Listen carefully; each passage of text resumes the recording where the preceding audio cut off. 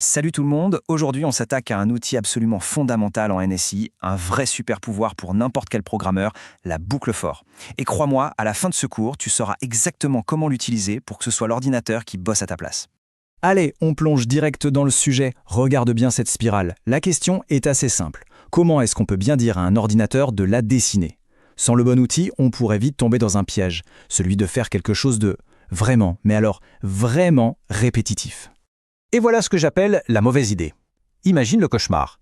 Écrire chaque ligne, une par une. D'abord on tape width of 2, circle 4, 180, puis on change les valeurs à la main, width of 3, circle 9, 180. Tu imagines faire ça pour une spirale avec 1000 tours? C'est juste interminable, c'est un nid à erreur, et si tu dois corriger un truc, bonne chance. Bref, on est d'accord, c'est pas du tout comme ça qu'on veut travailler. Alors, pour attaquer ce problème intelligemment, voici notre plan de bataille. Premièrement, on va bien identifier notre ennemi, la répétition. Deuxièmement, on va découvrir notre arme secrète, la fameuse boucle for. Ensuite, on passera à la pratique avec du vrai code, et on verra même les erreurs à ne pas faire. Après ça, on montera en niveau avec des techniques un peu plus avancées. Et pour finir, on se fera une petite fiche de révision spéciale pour le bac. Allez, c'est parti! Bon, première étape.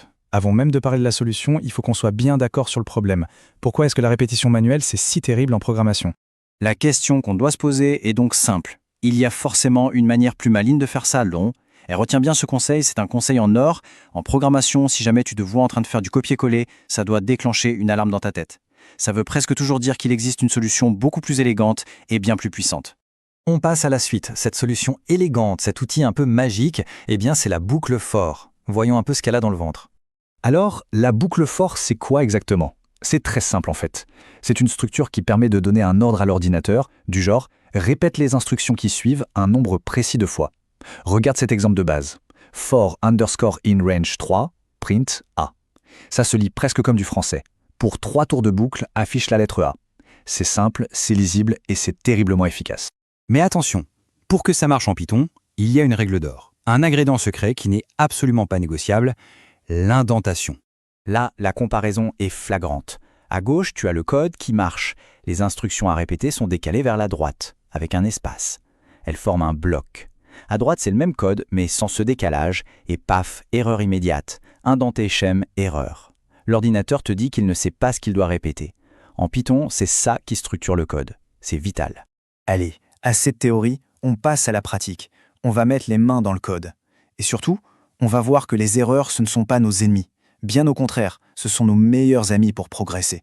Et voilà le résultat. C'est la preuve de la puissance de notre boucle for. Tu te souviens du code interminable et galère du début? Eh bien maintenant, notre spirale est dessinée avec ce tout petit programme. C'est propre, c'est clair, et le meilleur dans tout ça, c'est que si on veut une spirale de 1000 tours, il suffit de changer une seule valeur. C'est exactement ça l'élégance en programmation. Et j'insiste vraiment sur ce point, il ne faut jamais, au grand jamais, avoir peur des messages d'erreur. Une erreur, ce n'est pas un échec. C'est l'ordinateur qui essaie de te parler. C'est un indice précieux qu'il te donne pour que tu puisses corriger ta logique. Il faut juste apprendre à lire ce qu'il nous dit. Tiens, prenons un cas d'école. C'est une des erreurs les plus classiques quand on débute. Qu'est-ce qui se passe si on essaye d'utiliser une variable dans notre boucle, mais qu'on a oublié de lui donner une valeur avant de commencer? Eh bien voilà le résultat, une belle name erreur. En gros, l'ordinateur te dit « Désolé, mais je ne connais pas cette variable A. Tu ne me l'as jamais présentée. » Il ne peut pas deviner ce que tu veux mettre dedans. Donc, la règle d'or, c'est de toujours initialiser ces variables, c'est-à-dire leur donner une valeur de départ avant de les utiliser dans une boucle. Bon, maintenant que les bases sont solides, on passe au niveau supérieur. On va débloquer 2 nouvelles techniques que tu vas utiliser absolument tout le temps. L'indice de boucle et le principe de l'accumulateur. Alors, l'indice de boucle, c'est ce fameux i qu'on voit partout. C'est une variable un peu spéciale qui contient le numéro du tour en cours.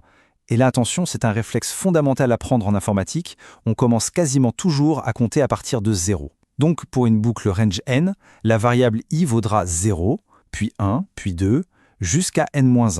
L'accumulateur, c'est un autre schéma de pensée super courant.